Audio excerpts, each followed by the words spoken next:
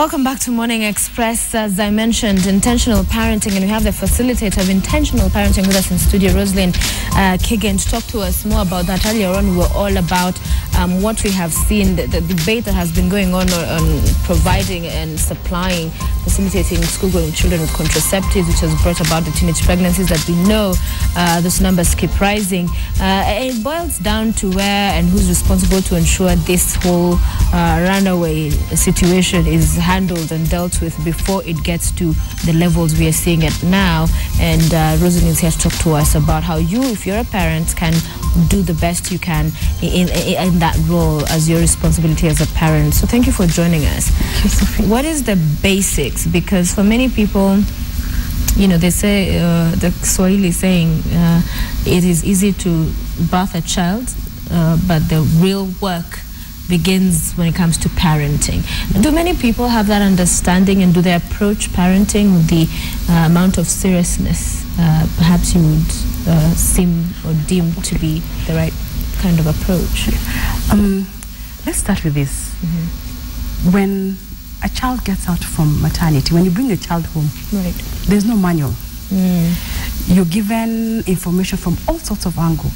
Your mother, your friends, your sisters, your in-laws give you information. There's no manual. So you have your child at home, but there's nothing. You start from a clean slate. And you should put that in mind. That child has his mind is like a blank check. Yes. Anyone can come in and sign it as you grow up. So for intentional parenting, it's up to you as a parent to be the one to sign that check in that child's mind by bringing up with values. And where do they get the values from? The values will come from the parenting. Hence, the intentional parenting in your family, in your house. Okay. Yeah. When you say intentional parenting, as James was saying, what does that mean? Well, how would you describe it? Wow. Intentional parenting is very wide. It starts with the values from home. Are you present? Do you have time? Do you communicate? Do you guide? Do you coach? Do you mentor your children? Or are you leaving it to the society? Are you leaving it to the teachers? Do you know your child's temperament? Are you intentionally in the child's life? You can face me. Are you intentional in the child's life? Yeah. Okay. Where is it when, let's first deal with what we're talking about earlier, the children, the early pregnancies. For you, where do you think that blame falls? Is it with the parents? Are they the ones dropping the ball? If you don't have a relationship with your child, if you've not affirmed your child, it's not a surprise that they'll go and get pregnant. It is not a surprise that boy will go have a girl pregnant, because you don't have a relationship with them. We don't know them. As parents, you need to have a relationship with your child, with your children. If they are starting to date, you need to know. If they are starting even to go on their menses, you need to know. If anything, in any stage in the life of the child, you need to know. Yeah. Okay, because for most topics such as sex are taboo. You know, when you're watching a movie together and a sex scene comes, a child will want to know, Daddy, Mami, yo, nini? The parent will quickly change the channel and be like, go and do your homework. So we don't see those conversations happening, but you think they should? Oh yeah, sex should be talked about freely at home. We should not wait for sex to be talked about in school. What I always tell parents is, and what I also do, is when I'm watching a TV, or we are watching a TV, and a sex scene comes, kissing comes in, the best thing is do not switch off. Explain to the child what is happening. Because if you don't explain, as I told you earlier, the mind is free. Somebody else will come and send that check in their mind. Somebody else will come and explain to them what they're doing. And they might not even explain to them the way you want. They might explain to them in actions. So it's up to your parent, let them watch. When they're watching, when it comes, explain to them what is happening. And of course, as parents, we need to have guidelines in your house. We need to have values in your house. And we agree as a family what is good and what is bad. What should not be watched and what should be watched. And if your child comes and asks you, Mommy and Daddy, can I watch this? The best thing as a parent is try and watch it fast.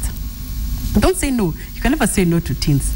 If you say no to, even when you are told no when you are growing up, that's what you want to do. So, yeah, it makes it more attractive, appealing. It makes it more appealing to do something strong. So the best thing you can do is watch it fast, and then watch it with them and explain to them why. Always explain why to your child. Explain why. All right. You have a 16-year-old, 11-year-old, and 6-year-old. Yes. So when you're talking to them, excuse me, do you have a timeline? Do you talk about when you're talking about sex? Do you talk about when it is it's going to be okay? Do they tell you when it is they're attracted to the opposite sex? Should parents have those in terms of even setting timelines and saying, okay, at this age is when it's okay. Before that age, it is not fine because of this and the other. Because that is the main struggle for most. First, they don't know how to get started with it. Second, even when they start talking about it, maybe when they've been probed in a question, they're not sure how to carry the discussion and the parameters in which it should take place. Yeah, we discuss sex. In fact, parents should not be scared to discuss sex with their children. And like the 4-year-old, the 5-year-old, he'll come and tell you, Mommy, there's a boy in my class, so and so and so. So you discuss about the feelings at a certain age they are. The 16-year-old is big enough. She'll come and tell me, I want to go for a date or something. Will you say yes, or will you no, or will you just explain to them? So I think the most important thing is, hence this bill that is coming in. We are living, as parents, we're living gaps. And if we leave gaps, somebody else will come and fill it and try to show us how to parent our children. If we're not doing it right, we'll be assisted. And why should somebody outside there come and assist me how to parent my children? I need to create time and talk to them. I shouldn't be shy. I shouldn't take my child to a doctor to be talked to about sex. It should start with me. It should start with the father. Okay. More and more parents are busy trying to make that living, put food on the table, and they work long hours. And for many, they have very little time to spend with their children. What happens in those situations when they're stretched for time? By the time they're leaving the house, kids are still asleep. By the time they're back, it's bedtime for the babies. When we do our classes in parenting, we have a session about time. And we tell parents, write down your time from when you wake up and when you go back to sleep. Just what do you do? And apparently, out of all the time they write, there's an hour or so that they want to hang out with their friends. Yeah? You cannot tell me, you cannot convince me that you are at work from 8 to 8. And then from work, you want to do, you want to pass through somewhere and say hi to your friends. There must be, even on weekend, there must be a half an hour, 50 minutes time that you have for yourself. So when you look at your program, look at your program from Monday to, from morning to evening, the whole week. What do? That 15 minutes, 10 minutes you're spending your time with the child, affirming that child, affirming that boy, affirming that girl, telling that boy, Daddy, telling that boy, I'm your first love. Telling that girl, I'm my first love. Calling the boy, you're the lion. 15 minutes is enough to affirm that child. So I'm really not convinced that parents don't have time for their children. Yeah. They should make the time. They should make the time. If you have time to go to the salon and sit for 2 hours and braid your hair. But many are absconding duty. They're absconding duty to the households, to the teachers, to schools, the teachers there, and to churches with all the activities. So you find that so many parents, especially as the holidays approach and when they go home, they're planning out what will keep this child busy. Everything but, that time being spent with them. So what is that about? That's why if I knew, you need to tell parents, honestly, before you get a child, look in yourself. Will you have time for that child? If you don't have time for that child, honestly, don't get a baby. Because if you're busy, someone else will come. Someone else will come and take that child. And the values, that child might be an A student. There might be lawyers, there might be actors, there might be doctors. But those are the people we'll see in the papers who are doing shortcuts. That's the lawyer who will eat the client's money. That's a doctor who will be busy doing abortions all over. Because they don't have values. You are not there. Somebody else was bringing the child up. So you wonder, at the age of 30, the child at the age of 30, you're 60, you're retiring, You're asking yourself, what did I not do wrong? I provided, I obeyed. I took the child to the best schools, I did everything the child had A student, but what did I do wrong? What you did wrong is you did not have time for that child. You are not there, you did not instill any values for that child. Do all teenagers rebel? Do they all go through a phase where it's okay, combat time, mommy, daddy, and here goes so-and-so?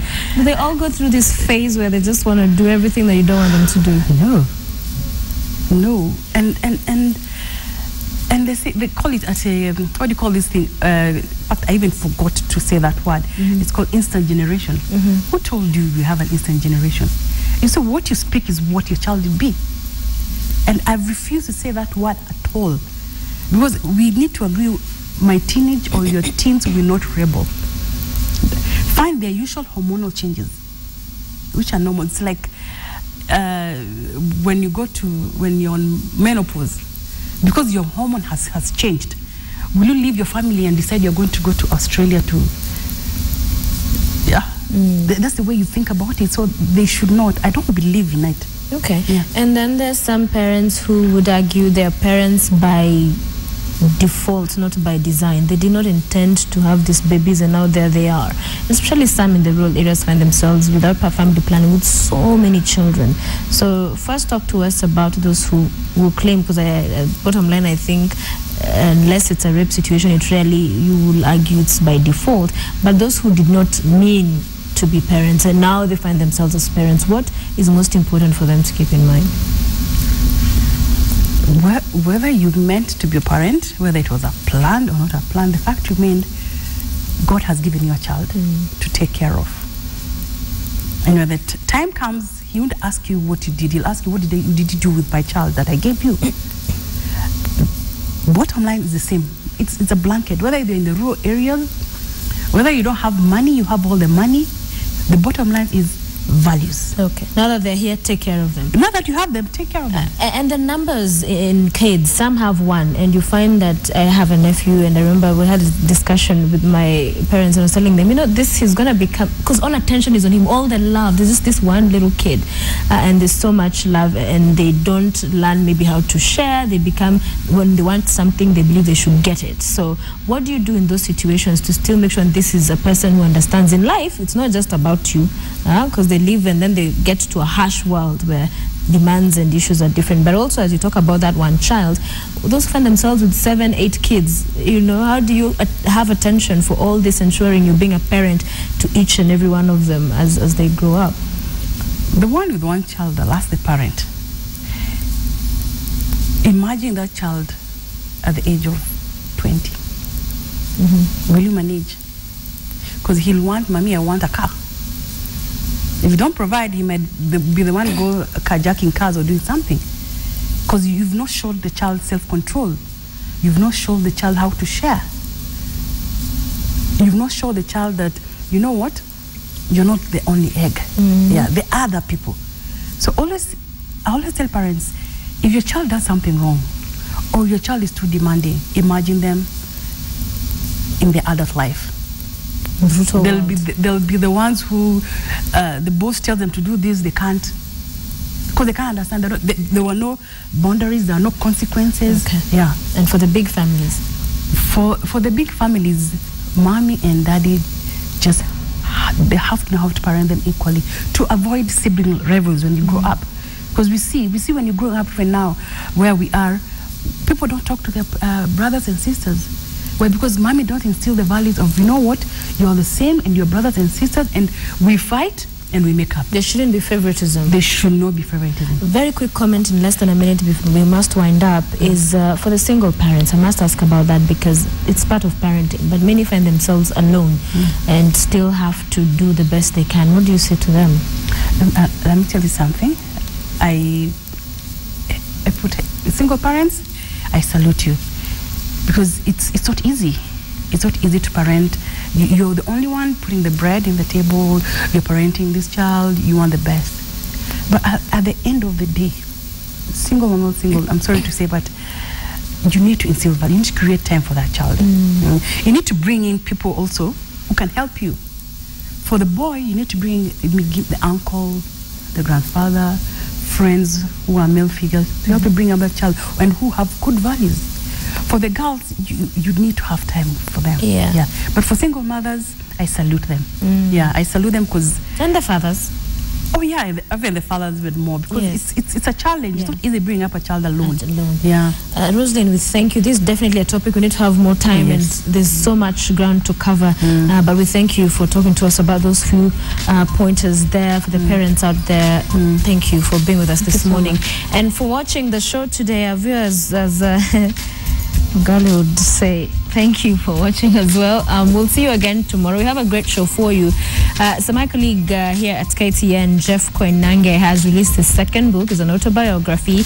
I just got a hold of it yesterday, and it's captivating. And he'll be on the show tomorrow on the Friday chat. He's talking about very candidly his life, his experiences, work, personal, home, his friendships, and all of some of those controversies we've seen play out in the media. He'll talk to us about all that and much more tomorrow. So don't miss that show.